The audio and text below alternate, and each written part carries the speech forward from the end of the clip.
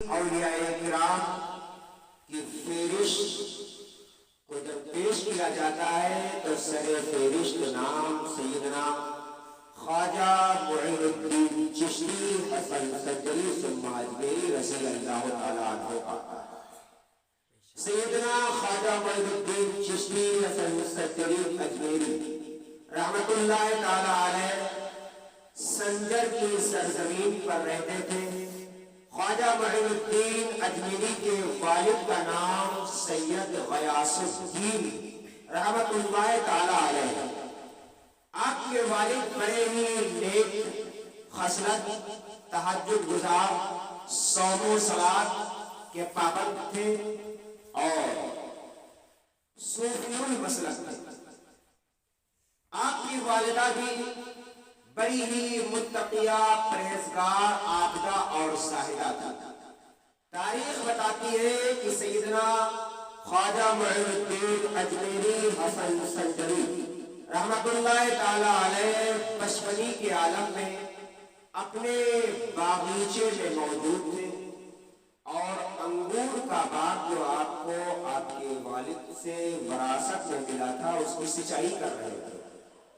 آئیے گفتگو سننے سے پہلے میں آپ کی بارگاہ میں ایک معروضہ پیش کروں گا، وہ یہ کہ آج کے اس جشن میں امجدی ایجنسی 786 چینل چل رہا ہے، لہٰذا جن حضرات نے نہیں سبسکرائب کیا ہے ان سے اپیل ہے کہ امجدی ایجنسی 786 کو سبسکرائب کر لیں اور گھنٹی بھی دبا دیں تاکہ دیگی ضروری باتیں آپ کو وقت وقت پر ملتی رہے۔ تاریخ بتاتی ہے کہ ہندوستان کا یہ عظیم ولی سنجر کی سرزمین پر اپنے انگور کے باغیچے میں پنچکی سے پانی دے رہا تھا، تب تک کہ ایک بزرگ کا گزر ہوا۔ وہ بزرگ آپ کے باغیچے میں تشریف لائے، آپ نے اپنا رومال لیا، بچھا دیا، اس پہ بٹھایا اور بٹھانے کے بعد اپنے باغیچے میں گردش کرنے لگے اور دیکھتے کیا ہے، ایک خوش رنگ انگور کا خوشہ لٹک رہا ہے، اسے آپ نے توڑا۔ توڑنے کے بعد ان بزرگ کی بارگاہ میں دسترخوان پہ رکھ دیا، انہوں نے انگور تناول فرمائے اور انگور تناول فرمانے کے بعد جب وہاں سے رخصت ہونے لگے تو ان کی زبان سے یہ کلمات نکلتے ہیں کہ اے بچہ جو آج انگور کے باغ کو پانی دے رہا ہے، کل یہی پوری کائنات کو پانی پلائے گا۔ وہ بزرگ کون تھے؟ وہ خواجہ عثمان ہارونی رحمت اللہ تعالیٰ علیہ تھے۔ چند دنوں کے بعد خواجہ معین الدین نے اپنی جائیداد کو، پنچکی کو، باغیچے کو فروخت کر دیا، غربا اور مساکین میں تقسیم کر دیا۔ عبادت و ریاضت کی غرض سے، عبادت و ریاضت کے خیال سے اپنے گھر سے نکل لیتے ہیں، آپ ریاضت میں لگ جاتے ہیں، عبادت میں لگ جاتے ہیں، رب کو راضی کرنے میں لگ جاتے ہیں، اس طرح سے اپنے لمحات گزارتے ہیں۔ اور تاریخ بتاتی ہے کہ اسی عثمان ہارونی سے آپ مرید ہو جاتے ہیں۔ خواجہ عثمان ہارونی سے مرید ہونے کے بعد خواجہ معین الدین چشتی نے عبادت و ریاضت کرنا شروع کر دیا ہے، مجاہدہ کرنا شروع کر دیا ہے۔ پھر ایک بار حج کرنے کے لیے آپ کے پیر و مرشد جاتے ہیں، حج کرتے ہیں۔ حج کرنے کے بعد پیر و مرشد نے آپ کو لیا ہے، مدینہ منورہ پہنچے ہیں، روضہ رسول پہ حاضر ہوئے ہیں۔ روضہ رسول پر حاضر ہونے کے بعد دعا مانگتے ہیں۔ روضہ رسول سے آواز آتی ہے، اے معین الدین جاؤ، میں نے تم کو اجمیر کے لیے چن لیا ہے، ہندوستان کے لیے چن لیا ہے۔ خواجہ عثمان ہارونی موجود ہے، خواجہ معین الدین چشتی کہتے ہیں یا اللہ، اے اللہ کے رسول، میں تو ہندوستان کبھی گیا نہیں ہوں، وہاں کے نصیب و فراز سے واقف نہیں ہوں، راستے نہیں جانتا ہوں، گلیاں نہیں جانتا ہوں۔ وقت کا تاجدار جو آپ کا مرشد تھا، جسے دنیا سنیت خواجہ عثمان ہارونی کے نام سے جانتی ہے، انہوں نے اپنی کلاه کو اتارا ہے، اپنی ٹوپی کو اتارا ہے، اتارنے کے بعد خواجہ معین الدین کے سر پہ رکھ دیتے ہیں، رکھنے کے بعد ارشاد فرماتے ہیں اے معین الدین اپنی آنکھوں کو بند کرو۔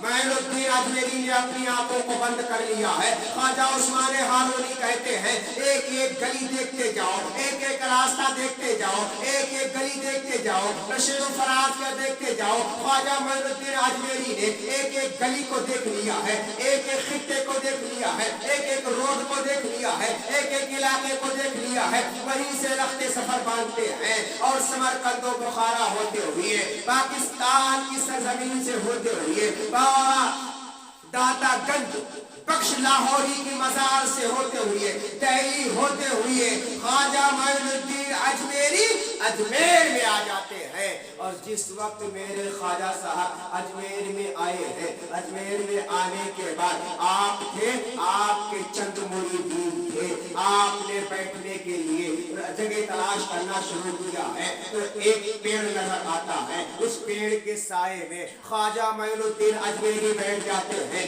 آپ کے مریدین بیٹھ جاتے ہیں۔ چند لمحے گزرے تھے کہ دو سپاہی آتے ہیں اور آنے کے بعد کہتے ہیں بابا یہاں کیسے بیٹھے ہو؟ آپ نے ارشاد فرمایا یہاں سائے میں آرام کے لیے بیٹھا ہو۔ ان دربانوں نے کیا کہا تھا سنو، ان دربانوں نے کہا تھا بابا آپ یہاں سے اٹھ جائیے، یہاں پر ہمارے راجا کے اونٹ بیٹھتے ہیں، ہمارے راجا کے اونٹ بیٹھتے ہیں، اونٹ بیٹھیں گے۔ میرے خواجہ نے فرمایا کہ تیرے راجا کے اونٹ کہیں بھی بیٹھ سکتے ہیں، مجھے بیٹھ لینے دے، لیکن اس نے زیادتی کیا ہے، اس نے زیادتی کیا ہے، آپ کو اٹھنا ہی پڑے گا، آپ کو اٹھنا ہی پڑے گا۔ میرے خواجہ نے ارشاد فرمایا جا اب تیرے راجا کے اونٹ ہی بیٹھیں گے۔ میرے خواجہ وہاں سے اٹھ کے چلے جاتے ہیں، راجا کے اونٹ آ کر کے بیٹھ جاتے ہیں۔ پورا دن گزر گیا بیٹھے رہے، پوری شام ہونے کے بعد پوری رات گزر گئی بیٹھے رہے۔ صبح کو دربار آتا ہے، آنے کے بعد اونٹوں کو اٹھاتا ہے، اٹھانے کی کوشش کرتا ہے لیکن اونٹ اٹھنے کا نام ہی نہیں لیتے ہیں، اٹھا اٹھا کر کے تھک جاتے ہیں، تب دوڑ کر کے پہنچتے ہیں عاجزی پریشانی کے عالم میں راجا پرتھوی راج چوہان کے پاس۔ کہتے ہیں راجا صاحب ہمارے اونٹ بیٹھ گئے تھے، بیٹھنے کے بعد اٹھ ہی نہیں رہتے ہیں، اٹھ ہی نہیں رہے ہیں۔ راجا ہوشیار آدمی تھا،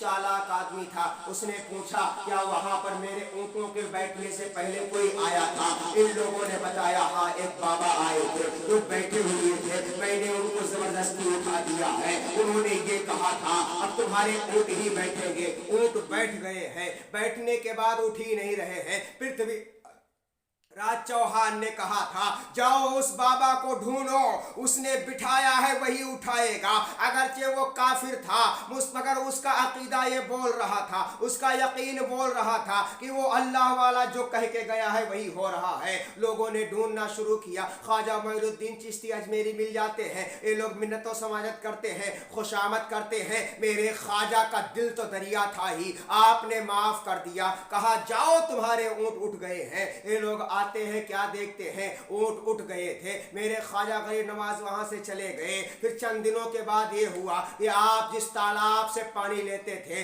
اس تالاب کا نام انا ساگر ہے، وہاں سے آپ پانی لینے کے بعد پیتے بھی تھے، کھانے کے لیے بھی استعمال کرتے تھے، وضو بھی کرتے تھے۔ جب راجا پرتھوی راج چوہان کو پتا چلا کہ آپ نے پانی وہاں سے استعمال کیا ہے، اس نے پہرا بٹھا دیا اور کہا کہ وہ جو بابا آیا ہوا ہے اس کو پانی نہیں ملنا چاہیے، اس کے ساتھیوں کو پانی نہیں ملنا چاہیے۔ میرے خواجہ غریب نواز نے اپنے مرید سے فرمایا جاؤ تالاب سے پانی لے آؤ۔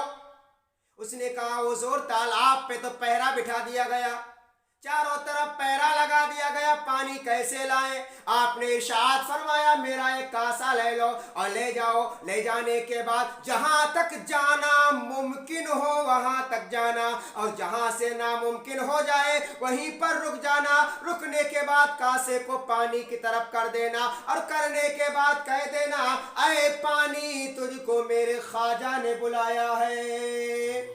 मुरीद प्याला ले करके चलता रहा, जहां तक जाना मुमकिन था गया, जहां से नामुमकिन हो गया वहीं रुक गया। कासे को पानी की तरफ किया, करने के बाद कहने लगा ऐ पानी तुझको मेरे ख्वाजा ने बुलाया है। इतना कहना था कि पूरे तालाब का पानी सिमट करके कासे में आ जाता है। मुरीद कासा लेता है, ला करके ख्वाजा की बारगाह में रख देता है। अब शहर का पूरा आदमी परेशान है, जवान परेशान है, बच्चे परेशान हैं, औरतें परेशान हैं, जानवर परेशान हैं। पानी खुश्क हो गया, दूसरी जगह पानी भी नहीं था। लोग पहुंच जाते हैं पृथ्वीराज चौहान के पास शिकायत लेकर के कि बादशाह वक्त सुनो हमारे तालाब का पानी खत्म हो गया है। बादशाह ने अपना दिमाग लगाया और कहा ये उसी बाबा का कमाल है। एक वजीर अपना भेजा और कहा जाओ उस बाबा को बुला करके लाओ। वजीर आया, कहा बाबा का क्या हुआ बच्चा? कहा चलो, उनको राजा ने बुलाया, कहा बैठ जा। अब वो बैठ गया और बैठने के बाद उठने की कोशिश कर रहा मगर उठ ही नहीं पा रहा। जब देर हो गई, काफी देर हो गई, वापस नहीं गया तो राजा ने दूसरा वजीर भेजा। दूसरा पहुंचा, उससे भी बैठने को कहा, वो भी बैठ गया। तीसरा आया, वो भी बैठ गया। कई वजीर आते गए, बैठते गए, आखिरकार राजा पृथ्वीराज चौहान खुद चल करके आया। मेरे ख्वाजा ने फरमाया कि तुमने पानी लेने से मना किया था। कहा बाबा ये तुम्हारा कमाल है, तुम्हारा मामला है, पानी छोड़ दो। पानी क्या किया, कहाँ कैद कर लिया? मेरे ख्वाजा ने फरमाया तुम इस शर्त को कबूल करो कि आज के बाद किसी को पानी लेने से नहीं रोकोगे, तुम्हारा पानी वापस कर दिया जाएगा। उसने जब इकरार कर लिया, अहद कर लिया, मेरे ख्वाजा ने कासा दिया मुरीद को, कहा ले जाओ उसी में पलट दो। मुरीद ने जैसे ही पानी को पलटा है फिर तालाब लबालब भर जाता है। तो ये मेरे ख्वाजा की अजीम करामत है कि जितना पानी तालाब में था समेट करके एक कासे में भर लिया है। फिर मेरे ख्वाजा के ऊपर आजमाइशें यहीं से शुरू हो जाती हैं। तरह तरह की आजमाइशों में डाला गया, यहाँ तक कि जोगी जयपाल को मुंतखब कर दिया राजा पृथ्वीराज चौहान ने। उसने आने के बाद ख्वाजा गरीब नवाज से मुकाबला किया, बड़े बड़े पत्थरों को उसने फिर हवा में उड़ाया, उड़ाने के बाद ऊपर गिराना चाहा, आपने उनका दफा किया। और उसके बाद उसने बड़े बड़े सांप बना करके भेजे, आपने उनका दफा किया। सारे उसके करिश्मों को आप फेल करते गए अपनी करामत के जरिए से, करामत के जरिए से फेल करते गए, यहाँ तक कि जब वो हार के करीब आ गया तो उसने अपना आखिरी जादू चला और फिजा में उड़ने लगा और कहा उड़ करके हम इनके ऊपर हमला करेंगे, इनको जेर कर देंगे। तब मेरे ख्वाजा गरीब नवाज ने अपनी अजीम करामत को दिखाया, जो आपके पैर से टच होने वाली नालैन मुबारक थी, जिसको खड़ाओ कहते लकड़ी की थी। आपने इरशाद फरमाया ऐ खड़ाओ जार इसका जवाब दे। इतना कहना था कि दोनों खड़ा उड़ती हैं फिजा में, और जाने के बाद जोगी जयपाल के सर पे एक बड़ी चट से तो बोला हाय क्या हुआ, दूसरी बड़ी पट से तो बोला हाय क्या हुआ। दोनों खड़ाओं ने पीट पीट करके उसके दिमाग का दिवालिया निकाल दिया। आजिज़ो परेशान होकर के आता है, ख्वाजा के कदमों में गिर जाता है और कहता है ख्वाजा हमारा जादू झूठा है, हमारा जादू नकली है। तुम्हारे पास कौन सी वो ताकत है, कौन सी वो कुव्वत है, कौन सी वो हिम्मत है जो हारती नहीं है, जीतती ही जाती है। तो मेरे ख्वाजा ने फरमाया था दुनिया की ताकत नहीं है, जादू की ताकत नहीं है, शहर की ताकत नहीं है, बल्कि मेरे पास अल्लाह की तरफ से दी हुई रूहानी ताकत है, रूहानी क़ुव्वत है, रूहानी अज़मत है, जिसकी वजह से अल्लाह रब्बुल इज़्ज़त मुझे फतेह देता है। उसने अपनी गर्दन को ख्वाजा के चरणों में रख दिया, कहा मैं तौबा करता हूँ और तौबा करके तुम्हारा कलमा पढ़ता हूँ। उसने तौबा कर लिया है अपने कुफ्र से, अपने शिर्क से, अपनी जादूगरी से और पक्का मुसलमान बन गया है। फिर कहता है हुजूर मेरे हवाले कोई खिदमत कर दी जाए। मेरे ख्वाजा ने फरमाया आज से तुम जोगी जयपाल नहीं अब्दुल्ला बियाबानी हो, और सुनो तुम्हारी ड्यूटी ये है कि हमारे दरबार में अगर कोई आएगा, आने के बाद रास्ता भटक जाएगा तो उस भटकने वाले को तुम रास्ता बताओ। बेशक सुभान अल्लाह। वो मेरे ख्वाजा है, मेरे ख्वाजा पाक सैयद सहीहुन नसब है, आले रसूल है। मेरे ख्वाजा गरीब नवाज अजमेर शरीफ में आए। 6 रजब को आपका विसाल हुआ। उसी 6 रजब की तारीख में आपका उर्स पाक बड़े ही तज़्को एहतशाम से मनाया जाता है। मेरे ख्वाजा गरीब नवाज ने एक एक लम्हा अल्लाह की याद में, अल्लाह की रिज़ा के लिए, अल्लाह को राज़ी करने के लिए गुजारा। एक मर्तबा मेरे ख्वाजा गरीब नवाज अलैहि रहमतु व रिज़वान जा रहे थे। चलते चलते चलते चलते एक गांव से पहुंचे। क्या देख रहे हैं कि लोग इकट्ठा है। इकट्ठा होने के बाद वो किसी चीज़ की पूजा कर रहे हैं, परस्तिश कर रहे हैं। मेरे ख्वाजा ने फरमाया किस चीज़ की पूजा कर रहे हो? कहा एक गाय है, ये हमारी माता है, इस गौ माता की हम पूजा करते हैं। मेरे ख्वाजा ने फरमाया इस गाय की तुम पूजा कर रहे हो, लेकिन ये बताओ कब से कर रहे हो? कहा ये तो नहीं मालूम, बस इतना जानते हैं कि हम पूजा कर रहे हैं। हमसे पहले हमारे बाप इसको पूछते थे, उससे पहले दादा पूछते थे, उससे पहले परदादा पूछते थे। तो आपने फरमाया कि इतनी सदियों से पूछते चले आ रहे हो, क्या इसने कभी तुमको दूध पिलाया? वो लोग मजाक समझते हैं और कहते हैं आप बाबा कैसी बात कर रहे हैं, ये पत्थर की गाय कहीं दूध देती है, पत्थर की मूरत कहीं दूध देती है। आपने फरमाया अगर दूध दे दे तो कहा तो हम तुम्हारी बात मान लेंगे। मेरे ख्वाजा ने फरमाया जिस पंडित की वो गाय थी, मूरत थी गाय की, उससे कहा कि जाओ अपने घर की बाल्टी लेकर के आओ। वो अपने घर से बाल्टी लेकर के आया है। मेरे ख्वाजा ने नीचे रखा है। नीचे रखने के बाद दूध दूहना शुरू किया है, पूरी बाल्टी भर गई है। फिर फरमाया दूसरा बर्तन लेकर के आओ। दूसरा बर्तन लाया है। मेरे ख्वाजा ने दूध दुहा है। तीसरा बर्तन मंगाया है, दूध दुहा है। यहाँ तक की तारीख बताती है मेरे ख्वाजा बर्तन मंगाते गए, पंडित बर्तन लाता गया। उस पंडित के घर के सारे बर्तन भर गए, बर्तन भर गए। महल्ले में कोहराम मच गया, आवाज फैल गई कि ये कैसे बाबा है आए हैं जिन्होंने पत्थर की गाय से दूध निकाल दिया है, पत्थर की गाय से दूध दूह दिया है। लोग जमा हो जाते हैं, पूरा गांव जमा हो जाता है। लोग पूछते हैं बाबा ये कौन सी करामत है, क्या मामला है कि तुमने दूध दूह दिया है? तो आप फरमाते हैं सुनो, वो रब्बुल इज्जत जिसने मुझको इख्तियार दिया है, जिसने मुझे कुव्वत दिया है, उसकी मैं फरमाबरदारी करता हूँ। तो जब उसकी मैं फरमाबरदारी करता हूँ तो उससे जो कह देता हूँ वो मेरी बात रद्द नहीं करता है, मेरी बात मान लेता है। ये जुमला कहना था कि पूरी की पूरी बस्ती कलमा पढ़ करके इस्लाम हो जाती है, मुसलमान हो जाती है।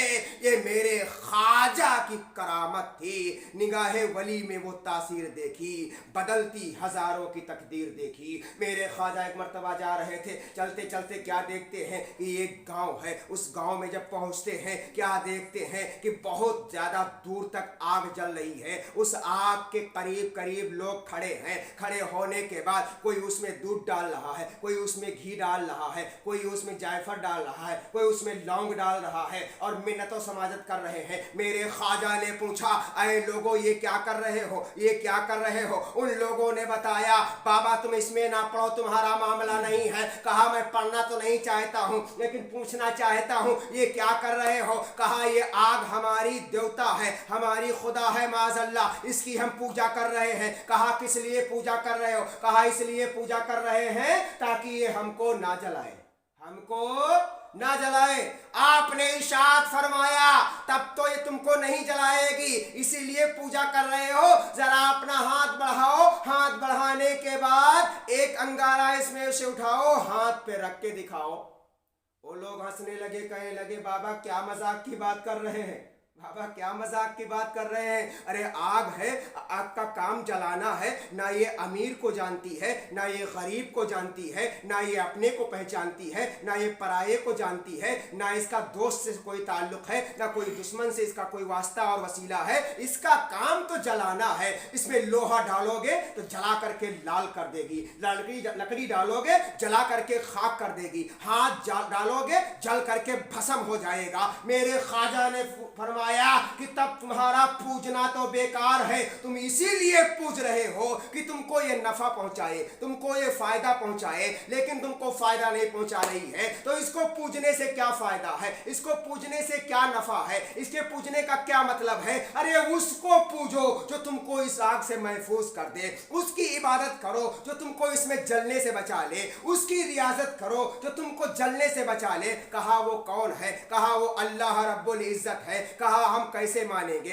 कहा तुमको मानना ऐसे पड़ेगा। ये आसमान है, ये अल्लाह ने पैदा किया है, ये जमीन है, ये अल्लाह ने पैदा किया है, ये चांदो सूरज है, ये अल्लाह ने पैदा किया है, ये दरिया है, इसको अल्लाह ने पैदा किया है, ये जमीन है, इसको अल्लाह ने पैदा किया है, ये आग है, इसको अल्लाह ने पैदा किया है, हमको अल्लाह ने पैदा किया है, तुमको अल्लाह ने पैदा किया है। कहा अगर कहो तो हम तुमको दिखा सकते हैं। कहा बाबा दिखाओ। कहा देखिए मैं आग की कभी पूजा नहीं करता हूँ, आग को अपना खुदा कभी नहीं तस्लीम कर सकता हूँ। जिसने आग को पैदा किया है उसको खुदा मानता हूँ, और देखना अगर चाहते हो तो ये आग मुझको नहीं जलाएगी। कहा कैसी बातें कर रहे हो, आग का जलाना तो सबका काम है, सबको जला देती है। कहा अगर ना जलाए तो कहा हम तुम पर ईमान, तुम्हारे खुदा पर ईमान ले आएंगे, तुम्हारी बात मान लेंगे।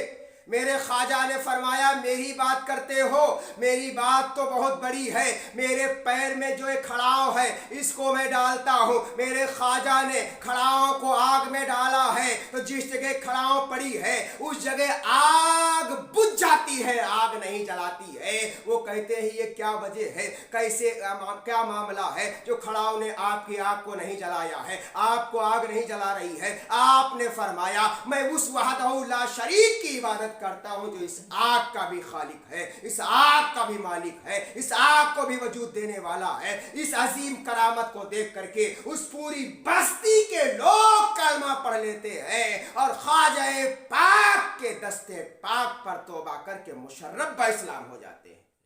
वो मेरे ख्वाजा गरीब नवाज है।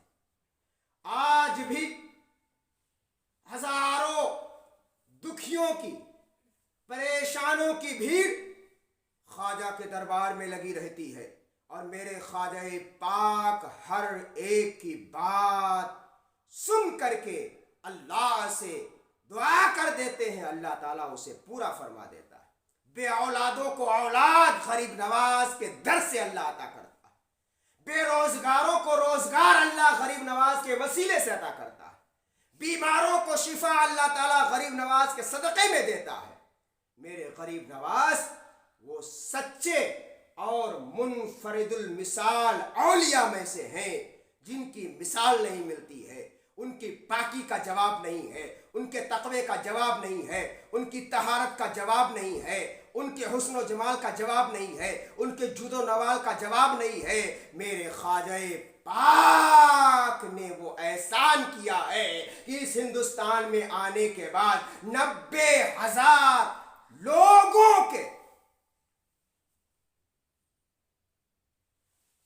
कुफ्र के जिंदान से इस्लाम की तहजीब और तमद्दुन से रोशनाई फरमाई। मेरे ख्वाजा ने 90 लाख लोगों को कलमा पढ़ा करके मुशर्रफ ब इस्लाम किया। ये मेरे ख्वाजा पाक का एक अजीम एहसान है हिंदुस्तान के हर फर्द पर कि मेरे ख्वाजा अगर हिंदुस्तान में ना आए होते तो हम और आप इस्लाम जैसी बरकतों से महरूम होते। 90 लाख काफिरों और मुशरिकों को कलमा पढ़ा करके میرے خواجہ نے مسرب با اسلام کیا۔ آج خواجہ ہی کی دین ہے کہ ہندوستان کے اندر مسلمان ہے۔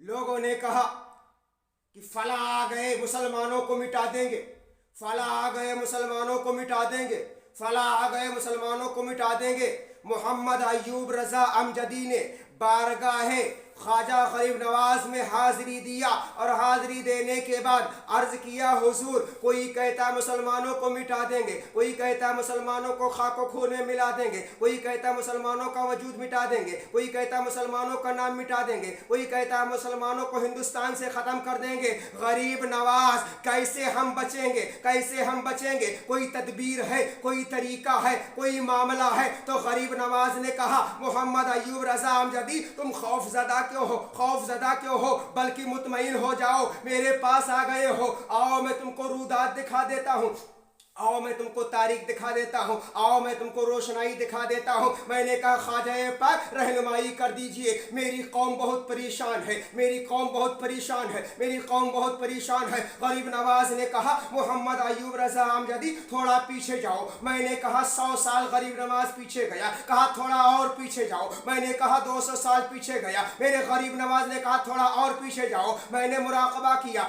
آنکھوں کو بند کیا، 300 سال پیچھے گیا، کہا اور پیچھے جاؤ۔ میں نے کہا غریب نواز 500 سال پیچھے گیا، کہا اور پیچھے جاؤ۔ میں 600 سال پیچھے گیا، کہا اور پیچھے جاؤ۔ میں نے اپنے ذہن و فکر کو 700 سال پیچھے پر نظر ڈالا، کہا اور پیچھے جاؤ۔ میں نے 800 سال پیچھے نظر کیا۔ اے غریب نواز میں 800 سال پیچھے کی تاریخ دیکھ رہا ہوں۔ کہا دیکھ رہے ہو؟ کہا کچھ نظر آیا؟ میں نے کہا ہاں غریب نواز نظر آیا۔ کہا کیا نظر آیا؟ میں نے کہا غریب نواز دیکھ رہا ہوں اجمیر مقدس کی سرزمین ہے، اجمیر کی گلیاں ہیں، اجمیر کی گلیاں ہیں، ایک پیڑ لگا ہوا ہے۔ کہا پیڑ کے نیچے کیا دیکھ رہے ہو؟ میں نے کہا حضور پیڑ دیکھ رہا ہوں، دیکھ رہا ہوں پیڑ کے نیچے چند اونٹ بیٹھے ہوئے ہیں۔ کہا چند اونٹ بیٹھے ہوئے کیا دیکھ رہے ہو؟ میں نے کہا دیکھ رہا ہوں درباری ان کو آئے ہیں، اٹھا رہے ہیں، لیکن وہ اٹھ نہیں رہے ہیں، ڈنڈے مار کے اٹھا رہے ہیں، نہیں اٹھ رہے ہیں، نکیل کھینچ کے اٹھا رہے ہیں، نہیں اٹھ رہے ہیں۔ کہا امجدی سمجھ گئے؟ کہا حضور سمجھ گئے۔ کہا کہ جا اپنی قوم کو بتا دے جب خواجہ کے بٹھائے اونٹوں کو کوئی نہیں اٹھا سکتا ہے تو خواجہ کے بسائے مسلمانوں کو کون اٹھائے؟ نعرے تکبیر، نعرے رسالت، مسلک اعلیٰ حضرت، فیضان اعلیٰ حضرت مفتی ایوب رضا امجدی، نعرے میرے خواجہ نے کہا جا اعلان کر دے کہ جب میرے بٹھائے اونٹ نہیں اٹھا سکتے ہیں تو میرے بسائے مسلمانوں کو کون اٹھانے والا ہے، کون نکالنے والا ہے، کون بھگانے والا ہے؟ تو میں کسی کے احسان کے تلے نہیں، میری قوم کسی کے احسان کے تلے نہیں، بلکہ خواجہ کے علم نشان کے سائے تلے زندگی گزارتے ہیں۔ جب تک کہ خواجہ کا کرم رہے گا ہم سنیوں کا زندہ بھرم رہے گا۔ میرے پیارے خواجہ عالم وہ ہے جنہوں نے مسلمانوں کو پنپنے کا موقع دیا، مسلمانوں کی آبیاری کیا، اور میرے اعلیٰ حضرت وہ ہے جنہوں نے عقیدے کی حفاظت فرمائی۔ بے شک سبحان اللہ۔ خواجہ اعظم نے مسلمانوں کی حفاظت کیا، اعلیٰ حضرت نے عقیدے کی حفاظت کیا۔ میرے پیارے یہ تو ہندوستان کی بات رہی، آئیے میں آپ کو ایک عظیم تاریخ دکھاؤں، آپ سنتے جاؤ گے، آپ کا سینہ چوڑا ہوتا جائے گا، آپ کا دل مطمئن ہوتا جائے گا۔ امریکہ سے، برطانیہ سے ایک سائنسداں آیا ہندوستان میں۔ کہاں آیا؟ ہندوستان میں آیا۔ آنے کے بعد دلی پہنچا، اب پہنچنے کے بعد اس نے لال قلعہ دیکھا، بہت تعریف کیا، جامع مسجد دیکھا، بہت تعریف کیا، آگرہ گیا، تاج محل دیکھا، بہت تعریف کیا،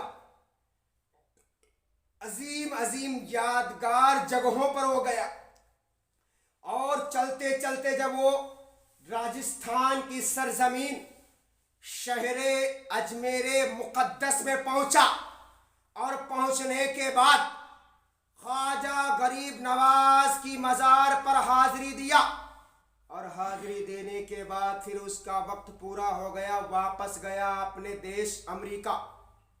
اور جب واپس گیا، واپس جانے کے بعد اس کے احباب نے، وہاں کے لوگوں نے پوچھا تو ہندوستان گیا تھا، وہاں سے کون سی عجیب اور عظیم چیز دیکھ کر کے آیا ہے؟ اس نے جواب دیا تھا اس سائنسداں نے کہ میں نے بڑے بڑے ملکوں کا دورہ کیا ہے، وہاں کے عجائبات کو دیکھا ہے، وہاں کے لوازمات کو دیکھا ہے، وہاں کی بڑی بڑی چیزوں کو دیکھا ہے. ہندوستان گیا، وہاں لال قلعہ کو میں نے دیکھا، جامع مسجد کو میں نے دیکھا، عجائبات کو میں نے دیکھا، عجائب خانوں کو میں نے دیکھا، تاج محل کو میں نے دیکھا، لیکن اجمیر کے اندر جو منظر میں نے دیکھا دنیا کے کسی بھی شہر میں، کسی بھی ملک میں نہیں دیکھا. نعرے کسی بھی تکبیر، ملک میں نعرے رسالت، نہیں دیکھا. مسلک کہا اعلیٰ وہ حضرت، کون سا منظر ہے، نعرے تکبیر، کون سا نعرے معاملہ ہے؟ رسالت. کہا میں نے تمام بادشاہوں کے نشست و برخاست کے بارے میں سنا بھی، دیکھا بھی، ماحول کو بھی دیکھا، لیکن جو اجمیر میں دیکھا وہ کہیں نہیں دیکھا. کہا کیا دیکھا؟ کہا میں نے دیکھا ہر وہ آدمی جب تک کہ زندہ رہتا ہے تب تک کہ حکومت کرتا ہے، لیکن اجمیر میں نے وہ ذات دیکھی کہ اس کو دنیا سے گئے ہوئے 850 سال ہو گئے، لیکن آج بھی اس کی حکومت کا سکہ لوگوں کے دلوں پہ چل رہا ہے، لوگوں کے قلوب پہ چل رہا ہے، لوگوں کے اذہان پہ چل رہا ہے. اسی لیے کہتے ہیں کرسی پہ کوئی بیٹھے راجا تو میرا خواجہ ہے، کرسی پہ کوئی بیٹھے راجا تو میرا خواجہ ہے. میرے راجا کا سکہ کل بھی تھا، آج بھی ہے، اور صبح قیامت تک رہے گا.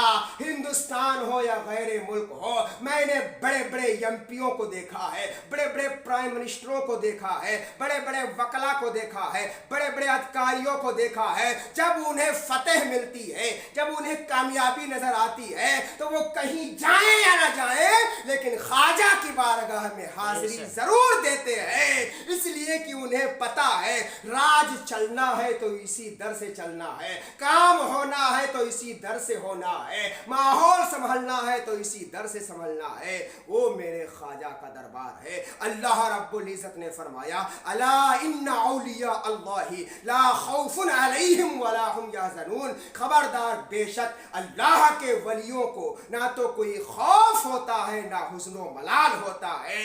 میرے خواجہ کے دل میں کسی کا خوف کبھی نہیں آیا، ہاں آیا تو اللہ کا خوف آیا. کسی کا خوف کبھی نہیں آیا، آیا تو رسول کا خوف آیا. انہوں نے جو کچھ بھی کیا اللہ اور اس کے رسول کی محبت میں کیا تو اللہ نے سربلندی ان کو دے دیا، سرفرازی انہیں دے دیا، کامیابی انہیں دے دیا، کامرانی انہیں دے دیا. صبح قیامت تک ان کا جھنڈا گڑا رہے گا، ان کی عظمت